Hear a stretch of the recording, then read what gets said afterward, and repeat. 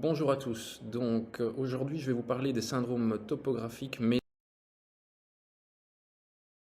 Donc au niveau de la construction de ma présentation, elle sera divisée en deux grandes parties. Les syndromes médulaires d'abord, les syndromes périphériques ensuite. Au niveau des syndromes médulaires, on va d'abord aborder l'anatomie avant de parler des syndromes spécifiques à la moelle. Et dans les syndromes périphériques, on parlera d'abord des racines puis des plexus. Au niveau des syndromes médulaires, ce qu'il faut savoir, c'est qu'il y a trois idées importantes à bien retenir. La première idée, c'est que la moelle est séparée en trois cordons, chacun de ces cordons véhiculant une modalité différente. Donc vous avez d'abord le cordon postérieur qui véhicule l'information proprioceptive, vous avez le cordon latéral qui véhicule les informations motrices, et puis le cordon antérolatéral qui véhicule les informations thermoalgiques. Donc ça, c'était la première idée. La deuxième idée, vous avez l'idée de somatotopie. Et la somatotopie, c'est simplement la répartition des fibres par rapport à leur localisation dans la moelle. Si on prend le cordon latéral par exemple, une masse présente au niveau externe de la moelle et comprimant de l'extérieur vers l'intérieur va d'abord atteindre les fibres sacrées avant les fibres lombaires, les fibres thoraciques et finalement les fibres cervicales. Au contraire, une atteinte centromédulaire fera le travail inverse, donc une tumeur par exemple au niveau centromédulaire va comprimer d'abord les fibres cervicales. Donc ça, c'est la deuxième notion, la notion de somatotopie. Et la troisième notion qu'il est important de comprendre, c'est ce qu'on appelle la décussation, donc le croisement des fibres. Comme vous savez, le cerveau gauche contrôle la partie droite du corps, et donc les fibres motrices doivent bien croiser à un endroit, et c'est la même chose pour les fibres sensitives. Et donc pour vous expliquer ça, je vais reprendre modalité par modalité. On va commencer par la voie motrice, où vous voyez que tout part du cortex moteur, passe par la capsule interne, arrive au niveau du tronc cérébral et plus particulièrement au niveau du bulbe, et les fibres vont croiser au niveau de ce bulbe. Ensuite, elles vont cheminer au niveau du cordon latéral pour, à chaque niveau, aller donner des informations aux motoneurones inférieurs qui, lui, par l'intermédiaire du nerf spinal, puis des racines, des plexus et des nerfs terminaux, vont donner l'information motrice aux muscles ciblés. Ça, c'est pour la voie motrice, donc voie motrice, décussation au niveau du bulbe. Au niveau des voies de la sensibilité, il y a deux sensibilités différentes, la voie lemniscale et la voie extralemniscale. Commençons par la voie lemniscale. La voie lemniscale, c'est tout ce qui véhicule les informations proprioceptives, et donc tout part des mécanorécepteurs ou propriorécepteurs pour retrouver le premier neurone au niveau du ganglion spinal. Ce neurone va ensuite envoyer ces fibres vers le second neurone qu'on retrouve au niveau du thalamus, et en croisant préalablement également au niveau du bulbe. Et du thalamus, les informations vont finalement arriver par le troisième neurone jusqu'au cortex sensoriel primaire. Donc voie motrice, croisement au niveau du bulbe, voie lemniscale, croisement également au niveau du bulbe. Finalement, la voie extralemniscale qui véhicule les informations algiques et thermiques vont partir des nocicepteurs et des thermorécepteurs. Le premier neurone se trouve également au niveau du ganglion spinal, mais là la grande différence, c'est qu'on a une décussation, donc un croisement, qui se fait à chaque niveau médulaire, et l'information va ensuite aller au niveau du cordon antérolatéral pour atteindre le thalamus et finalement le cortex somatosensoriel. Donc la grosse différence au niveau des modalités de décussation, c'est que la voie lemniscale et la voie motrice décussent au niveau bulbaire, tandis que la voie extralemniscale décusse à chaque niveau médulaire. Alors, maintenant que vous connaissez tout au niveau de l'anatomie médulaire, on va parler des différents syndromes. Le premier, c'est celui de la section médulaire ou du choc spinal, où vous avez typiquement un gros trauma de la route avec une section médulaire complète, où vous allez, et là c'est très simple, avoir une atteinte des de tous les cordons, et ça de manière bilatérale, ce qui va impliquer une para ou une tétraplégie en fonction du siège de l'atteinte. Au-dessus de C6, ce sera plutôt une tétraplégie, en dessous de C6, ce sera plutôt une paraplégie. Vous aurez également une atteinte de tous les modes de sensibilité, donc une anesthésie totale sous la lésion, et sous la lésion, c'est plutôt 2 à 3 segments au niveau de la zone d'anesthésie, au niveau de la zone de lésion, pardon, parce que effectivement une lésion typiquement en T8 va donner des troubles sensitifs à partir de T10 à cause des dermatomes qui se recouvrent. Et vous aurez également une atteinte du contrôle sphinctérien. Donc ça c'est facile, section médulaire complète, toutes les modalités sont atteintes et ce de manière bilatérale. Slide ici, une atteinte antéro-latérale ici, et souvent le cordon postérieur est épargné. Alors, au niveau du troisième syndrome médulaire, c'est le syndrome centromédulaire, donc une atteinte de la partie centrale de la moelle ici. Et donc ici, cette notion de décussation est également importante car ne vont décusser que les fibres thermoalgiques. Et donc en termes d'atteinte centromédulaire, il n'y aura une atteinte que des fibres thermoalgiques parce que les cordons postérieurs sont préservés et le cordon latéral également. Donc je vous parle d'une atteinte centromédulaire débutante parce qu'évidemment, si c'est une tumeur qui grossit, elle pourra à terme comprimer aussi la partie postérieure et aussi la partie latérale. Donc en cas de syndrome centromédulaire, on aura un déficit sensitif dissocié parce que effectivement, on aura une atteinte uniquement thermoalgique tandis que la sensibilité proprioceptive est préservée. Alors ce qu'il y a de spécifique aussi dans l'atteinte centromédulaire, c'est que c'est un déficit suspendu, c'est-à-dire que les symptômes ne vont se trouver qu'au niveau de la lésion. Donc si on a une syringomyélie par exemple, qui est l'atteinte centromédulaire la plus fréquente, qui va de C2 à C6, on aura uniquement une atteinte thermoalgique de C2 à C6. Au-dessus de la lésion, ce sera normal, en dessous de la lésion, ce sera également normal. Alors la dernière petite notion, c'est que parfois cette syringomyélie s'étend aussi au niveau du bulbe et donc on peut avoir des symptômes bulbaires associés. Dernier syndrome médulaire, c'est le syndrome du cône terminal. Le cône terminal, c'est cette petite partie en rouge plus vif qui se trouve au niveau de L1, L2 et qui est une partie du système nerveux central. Donc dès que le cône terminal est atteint, on aura un syndrome pyramidal spécifique d'une atteinte centrale. Et on peut avoir également une atteinte des racines de la queue de cheval. Donc syndrome du cône terminal, c'est syndrome pyramidal plus syndrome de la queue de cheval. Alors qu'est-ce que c'est le syndrome de la queue de cheval? Eh bien c'est une atteinte périphérique, parce qu'on n'est plus au niveau de la moelle maintenant, qui atteint plusieurs racines, toute cette queue de cheval, ça ressemble vraiment à la queue d'un cheval.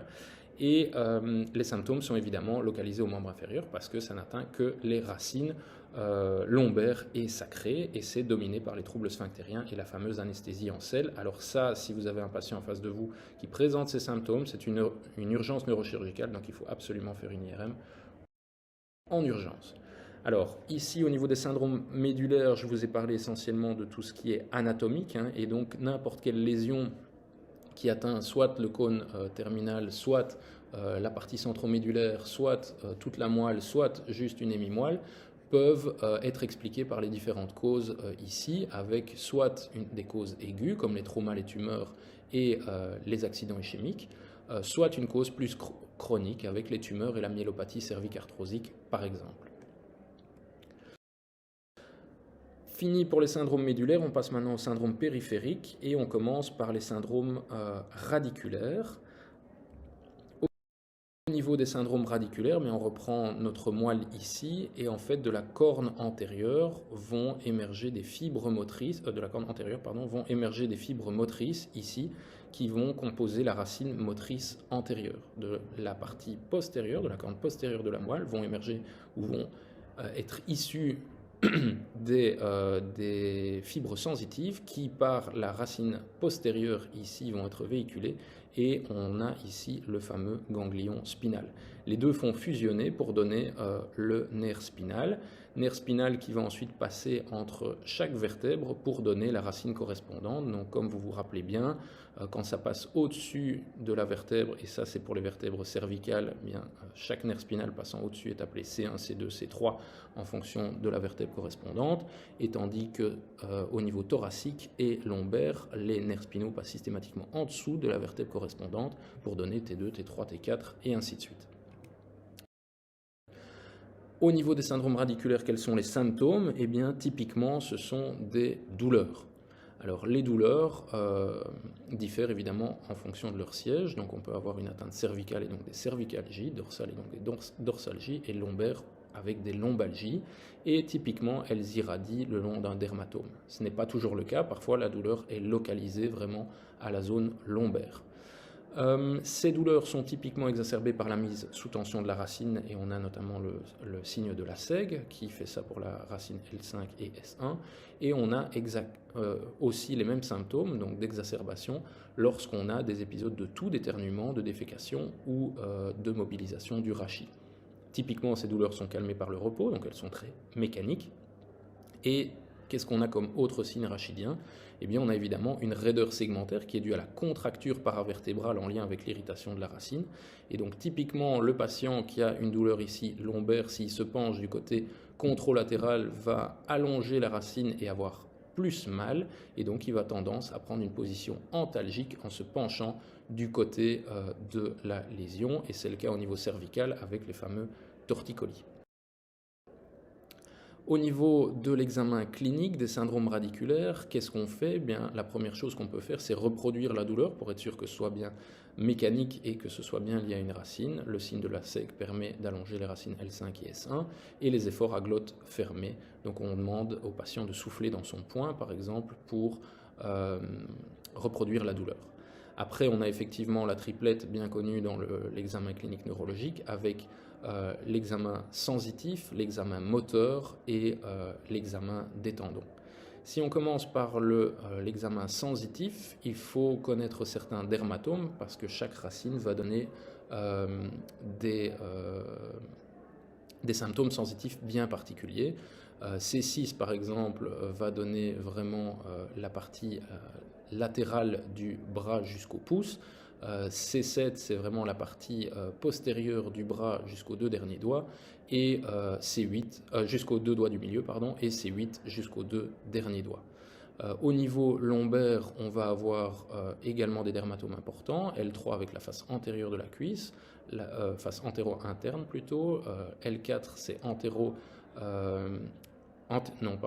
c'est antérieur, L4 c'est antéro-interne qui peut aller jusqu'à la jambe, L5 c'est face externe de la jambe et dos du pied et S1 c'est la fesse, la cuisse, l'arrière de la cuisse, le mollet et la plante du pied.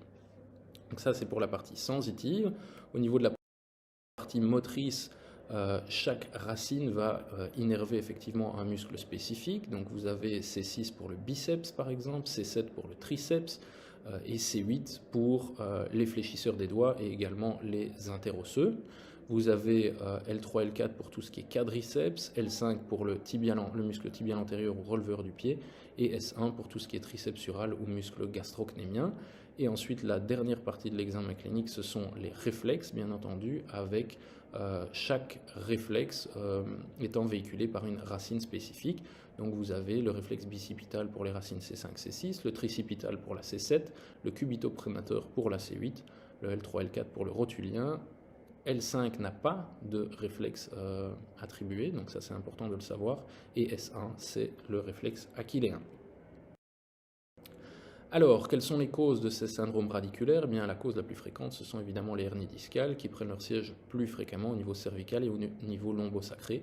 Donc vous voyez ici qu'on a un disque qui est entre les deux vertèbres et qui permet d'amortir les chocs. Et lors de faux mouvements ou de traumas importants, on peut avoir ce disque, ou en tout cas le noyau qui se trouve à l'intérieur du disque qui va faire protrusion et comprimer la racine qui se trouve juste derrière lui. Et va à ce moment-là, en fonction de la racine touchée, donner des symptômes particuliers. Une tumeur peut également comprimer la racine, comme des infections ou encore le syndrome de Guillain-Barré dont on parlera plus tard dans la journée. Au niveau des racines, c'est terminé, et alors les racines vont en fait fusionner de différentes manières pour donner ce qu'on appelle un plexus, qui regroupe plusieurs troncs nerveux entremêlés. Il y a deux plexus, ce sont le plexus brachial qui est évidemment bilatéral, vous avez un plexus brachial droit et gauche et un plexus lombosacré droit et gauche. Ce qu'il faut savoir c'est que les atteintes plexiques sont extrêmement rares et le tableau clinique est complexe parce que vous avez évidemment plusieurs racines qui sont impliquées en même temps. On a une atteinte du plexus brachial qui est beaucoup plus fréquente que l'atteinte du plexus lombosacré et il y a différentes formes. Évidemment, la forme complète est facile à diagnostiquer parce qu'on a une paralysie flasque qui est accompagnée d'une anesthésie à tous les modes, de tout le membre supérieur, avec aréflexie de tous les réflexes ostéotendineux, ce qui confirme bien qu'on est plutôt dans quelque chose de périphérique et pas de central. On a parfois l'atteinte incomplète et donc l'atteinte uniquement du tronc primaire supérieur qui implique les racines C5 et C6, ou alors le tronc primaire inférieur qui implique les racines C8 et T1. Au niveau des causes des syndromes plexiques, on a les traumas violents, évidemment, avec les étirements du plexus brachial lors d'un accident de la voie publique, par exemple. Et vous avez également tout ce qui est tumeur, avec infiltration cancéreuse, avec des neurofibromes, des schwannomes et éventuellement la plexite radique. Vous voyez cette dame ici qui a eu un cancer du sein et qui a été irradiée par la suite, qui développe une plexite radique avec une faiblesse distale de sa main. Il y a des atteintes inflammatoires comme le syndrome de Parsonage-Turner qui est typiquement un diagnostic clinique, donc théoriquement on n'a pas besoin d'examen complémentaire pour le diagnostiquer et il y a 3 phases en fait. La phase initiale, ce sont des douleurs intenses qui sont insomniantes et qui prédominent la nuit, suivi, donc ça dure quelques jours, parfois 2-3 semaines, suivi par une faiblesse motrice et une amyotrophie avec parfois même une scapula alata, et puis on a une phase de récupération progressive qui se fait et qui peut durer plusieurs mois, parfois plusieurs années. Et finalement, on a la malposition opératoire qui peut résulter en une atteinte plexique également. Voilà pour les atteintes plexiques. On parle maintenant des syndromes tronculaires, tronculaires pour tronc nerveux. Et donc ici, pour les atteintes de tronc nerveux, on a soit des atteintes isolées d'un seul nerf, ce qu'on appelle les mononeuropathies, soit plusieurs nerfs atteints en même temps, ce qu'on appelle des polyneuropathies. Alors dans les mononeuropathies, comme on n'a pas le temps de tous les aborder, j'en ai sélectionné 3, les 3 plus fréquentes, qui sont le syndrome du canal carpien, le syndrome du tunnel ulnaire et la compression du nerf fibulaire commun. Donc je vous ai remis ici juste une slide pour vous réexpliquer un petit peu la structure du nerf. Donc vous avez un nerf ici entouré d'un épinèvre qui englobe plusieurs fascicules nerveux entourés de périnèvres, et puis vous avez les axones entourés d'endonèvres. Alors au niveau des syndromes tronculaires, eh bien l'examen clinique est le même que pour les racines, c'est-à-dire que vous avez la triplette force, sensibilité, réflexe. Donc typiquement, quand on a une atteinte d'un tronc nerveux, on a possiblement un déficit moteur en fonction de la sévérité de l'atteinte, qui peut même résulter, si elle est chronique ou de longue durée, en une amyotrophie. Vous avez l'examen de la sensibilité aussi, qui est pas toujours présent, mais qui peut être là et souvent limité au territoire du nerf, mais parfois englobant une partie un petit peu plus large. C'est le cas notamment du syndrome du canal carpien, on en reparlera un petit peu plus tard. Au niveau des réflexes, eh bien, ils peuvent être abolis ou faibles, et évidemment, c'est si le tronc nerveux qui est testé véhicule un arc réflexe. Au niveau des manœuvres spécifiques, on a le fameux signe de Tinel où on va tapoter sur le nerf supposé être atteint et cela va provoquer des paresthésies. Les examens complémentaires à faire dans le cadre de syndrome tronculaire, il y en a 3 principaux. Le premier, c'est l'électromyographie. Ensuite, vous avez l'échographie nerveuse et finalement l'IRM. Au niveau des causes, eh bien, elles sont multiples, et ici c'est relativement basique ce que je vais vous dire, mais il y a évidemment les atteintes traumatiques, les atteintes compressives, des maladies plus générales comme les diabètes et les vasculites. Ça peut être inflammatoire ou évidemment tumoral comme les schwannomes par exemple. Alors commençons par le syndrome du canal carpien. Alors il est très fréquent, c'est 3 personnes pour 1000 habitants par an. Donc c'est extrêmement fréquent. Les symptômes sont souvent dominés par de la douleur avec des picotements et des fourmillements douloureux. Ils atteignent typiquement les 3 premiers doigts comme vous pouvez le voir ici sur le schéma. Parfois ça déborde et ça peut atteindre toute la main, parfois même le poignet et parfois ça irradie même dans l'avant-bras. Au niveau sensitif, vous avez alors une hypoesthésie de la même zone. et vous avez au niveau moteur une faiblesse au niveau de l'éminence ténare, donc typiquement l'opposant du pouce. Donc vous pouvez faire la pince pouce-index contre résistance et voir si elle est affaiblie chez les patients pour justement évaluer l'atteinte motrice de votre nerf médian. Si la compression dure longtemps, il peut même y avoir une amyotrophie de l'éminence ténare qui est en fait la partie vraiment à la racine du pouce qui comprend les muscles opposants du pouce notamment. Alors ces symptômes sont souvent plus importants la nuit, donc les picotements et les fourmillements pour un syndrome du canal carpien c'est souvent prédominant la nuit et le test de Tinel ou Fallen peuvent être positifs. Au niveau du traitement, en fonction de la sévérité, on a l'utilisation d'attel nocturne, puis des infiltrations locales de corticoïdes, et puis il y a éventuellement la chirurgie de libération du nerf médian. Le deuxième syndrome le plus fréquent, c'est le tunnel ulnaire, qui est presque aussi fréquent que le canal carpien. Et c'est une compression au niveau de la gouttière épithrocléo-olécrânienne, qui est un point de fragilité du nerf qui est très superficiel et qui peut facilement être comprimé. Là également, on aura une atteinte de type sensitive avec une hypoesthésie et des douleurs de type picotement et fourmillement de la partie ulnaire de la main, typiquement les 4e et 5e doigts. Puis vous pouvez éventuellement avoir aussi une faiblesse et une amyotrophie des muscles intrinsèques de la main, donc typiquement les interosseux. Et donc là, il faut bien demander au patient d'écarter les doigts contre résistance pour voir si cette fonction est préservée. Au niveau du traitement, là aussi, il peut y avoir des attelles nocturnes de contreflexion avec, si jamais ce n'est pas suffisant, une chirurgie du nerf ulnaire au coude pour éviter tout ce qui est compressif. Le dernier syndrome tronculaire qu'on va aborder, c'est la compression du nerf fibulaire commun au col de la fibula. Et donc, vous avez à ce moment-là, lorsqu'il y a une compression dans sa partie sensible, qui est également très superficielle, vous pouvez avoir effectivement un déficit moteur. C'est souvent ça qu'on observe. L'atteinte sensitive est moins fréquente, on va dire.